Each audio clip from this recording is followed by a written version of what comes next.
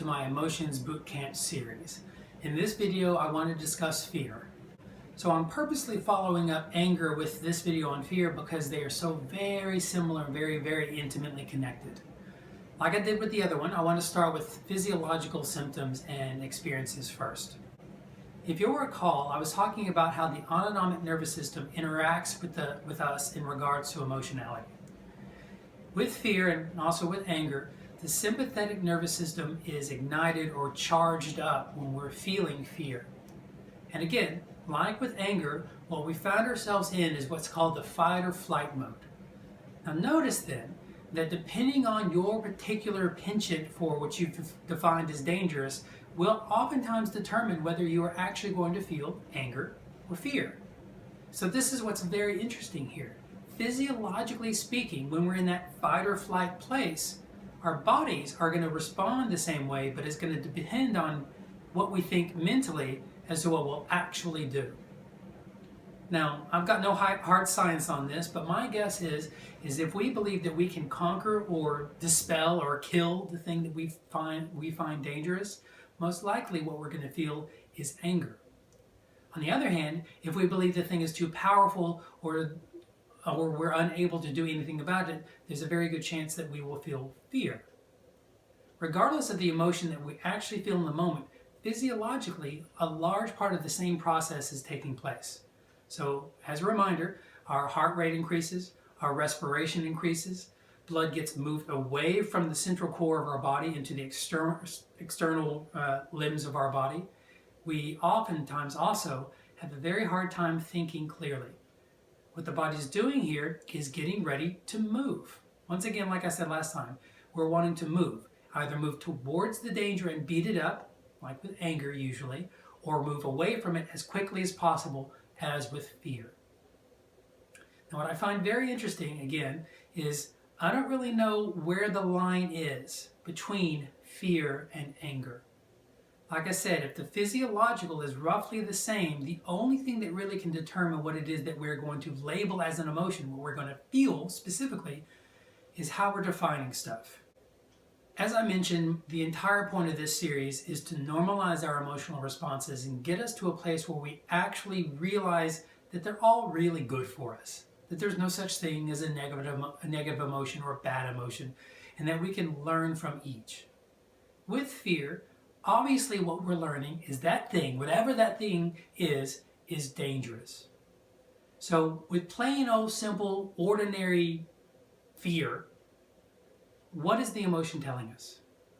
Well, if it's something that we need to run away from, if we don't, we will die, then the fear is telling us, do this thing so you can survive. So we run away from the tiger. We hide when there's a tornado coming. We hide when something dangerous or bad or scary is on the warpath.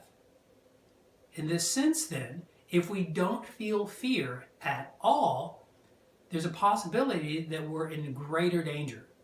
If, for example, you've never seen a tornado before and you have no idea just how powerful that thing can be, and you stand out in the field and go, look, a tornado. Well, guess what? There's a very good chance that you're going to get beat up, as compared to the person who wisely, with his own fear, went into the cellar. Now, I just came back from Oklahoma. I know in Texas there's not that many tornadoes, but we actually had one in Dallas just recently, so you never know. My message here is that once again, when we connect to the emotion and are able to ascertain what it's telling us, we can do the next wisest thing. Now, the kind of fear I just mentioned, the fear of some external, kind of obviously dangerous situation, is fairly easy to contend with. If we have the means to get away from it, and we do, really problem solved. We feel that fear, we recognize it in the body, it ignites the movement, we go and move, we hide, we run away, we're safe. Now, there are two paths that I want to talk about that can lead to very much unwholesome and very dangerous situations, both physiologically and long-term emotional health. The first one I'll mention briefly is PTSD. Now here, I think I mentioned the book before, but the book is called In an Unspoken Voice, I hope I got the title right, by Peter Levine. This book is a book that I've read and studied on PTSD, and it's brilliant. And basically what it's talking about is how in a place of being in a state of fear, like I had mentioned with the tiger, the weather situation, whatever it happens to be, and we're not able to get to a safe place, what happens is physiologically we get stuck in that place. That very simply is what PTSD is all about. Is in the situation in which we have that traumatic experience, we have a fear response that we're not able to discharge appropriately. And so in the future, when there's some external thing or maybe internal thing that reminds us of that place, we get re-triggered, we have that same emotional panic response, and we don't know what to do. What's happening is that the physiological system is stuck in a rut and it needs to be learned, and we need to teach it how to discharge. Now, I strongly encourage checking out this book if you're at all interested in PTSD or think you've had some kind of impact personally with yourself or with others with this disorder, because there are ways to mitigate, lessen, and potentially completely eradicate the symptoms. What it winds up being is a case of needing to reconnect with the body. Now, there's a lot of different theories out there and a lot of different ways to do this, so I encourage you to do your homework. Do your homework and don't rush into anything. There is EMDR, there's body-centered work, there's yoga, there's exercise, there's talk therapy, there's other types of meditation. Any or all of these things can help you get back to a place where you can reconnect with that physiological pain that got stuck. If you do so, when you're brave enough to do so, you can let go of the same nasty triggered response. I encourage you to do so. The other path that I said I was going to mention is all about anxiety. Now, I could talk for a long time about anxiety, and I don't want to bore you, so I'm just going to give you the highlights. Firstly, man, I know all about anxiety from a personal experience. I naturally came from a place of anxiety early on in my life. Long before I was in counseling or a counselor, and long before I knew anything about anxiety, I had a lot of self-critique. Now, with anxiety, what you've got to recognize is you're premeditatively deciding to be afraid of something. My version that spawned from self-critique was that a couple of things. One, people will find out just how horrible and awful I was. And two, damn it, they just might agree. So, my absolute favorite definition of anxiety, which I just can't remember where I learned it, is fear of loss in the future. It's such an intriguing definition. Think about it one more time. Fear of loss. Well, I'll eventually talk about sadness. But notice that with anxiety, you actually haven't experienced the loss yet, because the second part of that sentence is in the future. The only way to experience anxiety is to think in the future. And I'll do a summation video at the end talking about some commonalities between these emotions. But notice that with fear, it's almost always a future-focused experience. When we are focused on the future and we are not telling ourselves anything that is truthful, like, I can handle this situation, I've got the skills to handle this situation, I'm going to have the support system to handle the situation, what we create is a mental, emotional movie that tells us that bad things are going to happen. Now, what I want to also do here is recognize that we use a lot of words to cover up the experience of anxiety. I've heard any number of these words besides anxiety. Overwhelmed, stressed, frustrated. Okay, that's all I can think of right now, but those are the main ones that I hear. Specifically though, stress. If you're using the word stress over and over again, what I encourage you to start doing is to slow down and look at your thoughts. And specifically, where you're focusing.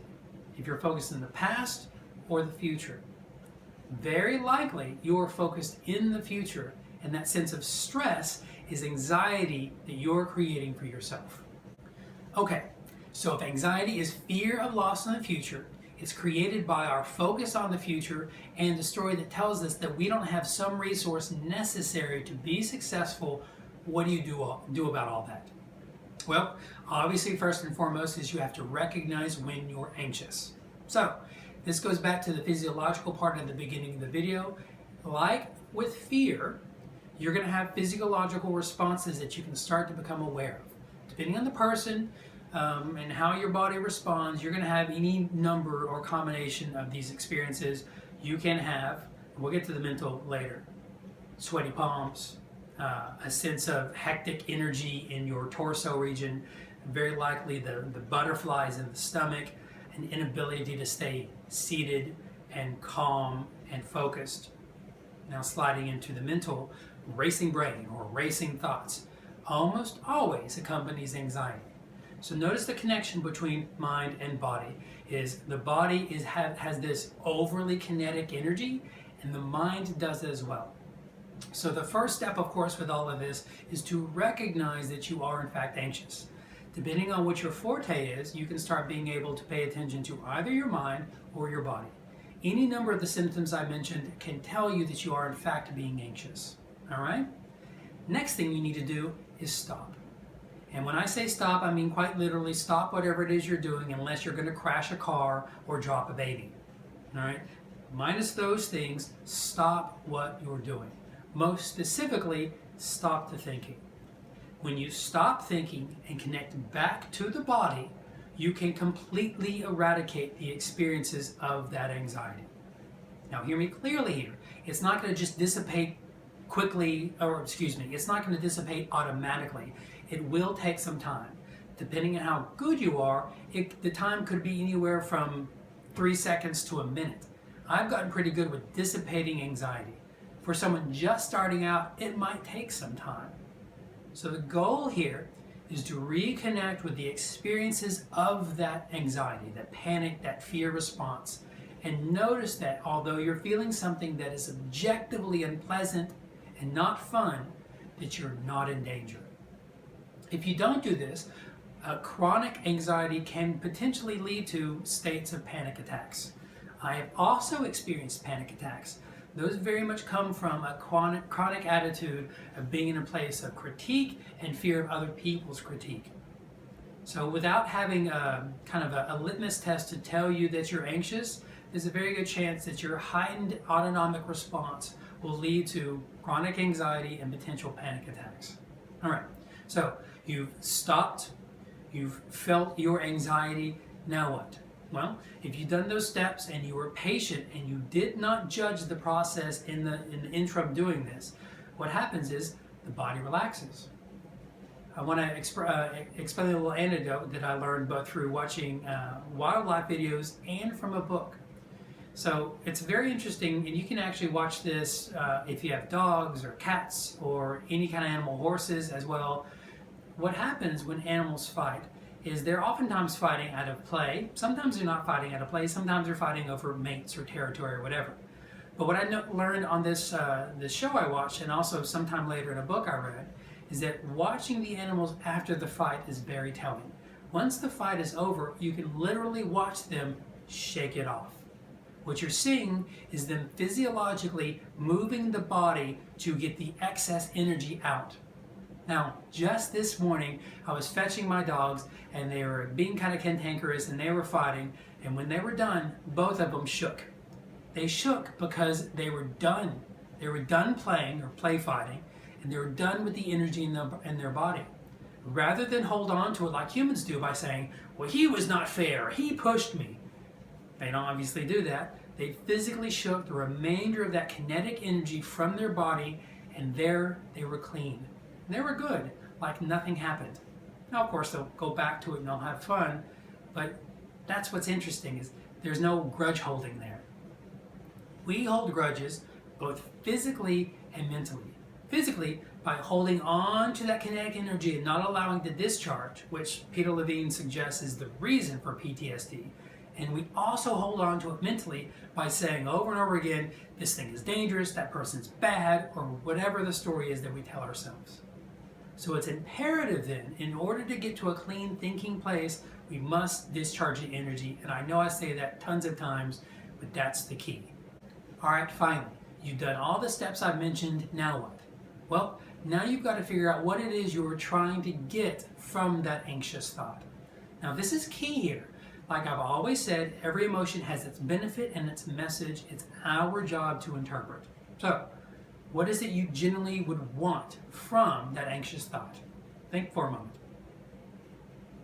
Generally speaking, what people want is an answer or certainty, and most specifically, they want safety. So here's the most ironic thing. If you had certainty or you had the answer, it would in fact give you a sense of calm, certain peace. But the process of anxiety creates just the opposite. So this is where that whole spiritual coming back to the present moment comes into play. The only way to get what you actually want is to be in the present moment. So you've recognized that you want safety, that you want an answer, that you want certainty. Once you're in a calm place, you can do something vastly different than be anxious. You can plan.